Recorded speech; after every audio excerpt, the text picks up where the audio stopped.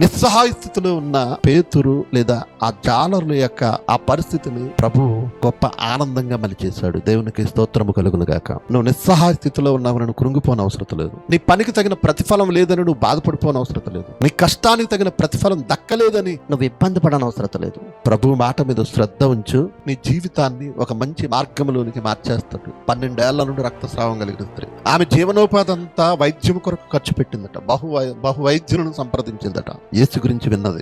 ఇక్కడ మనం తెలుసుకోవలసింది, యేసు నీ దగ్గరికి వచ్చినా నీకే మేలు, నీవు యేసు దగ్గరికి వెళ్ళినా నీకే మేలు. ఎవడు అంటాడు సినిమా, ఒకడు నాకు ఎదురొచ్చినా వాడికే నష్టం, వాడు నాకు ఎదురొచ్చినా వాడికే నష్టం. విన్నారా?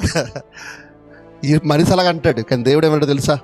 ఒకడు నాకు ఎదురొచ్చినా వాడికే మేలు, వాడికి నేను ఎదురెళ్ళినా వాడికే మేలు. ఇక్కడ పేతురు దగ్గర సీమోను దగ్గరికి యేసు వచ్చాడు, సీమోనుకి మేలు జరిగింది. వాళ్ళ నిస్సహాయ స్థితిని దేవుడు ఆనందంగా మార్చేశాడు. రక్తస్రావం కలిగిన స్త్రీ ప్రభువుని ఆశ్రయించింది, ఆమెకే మేలు జరిగింది.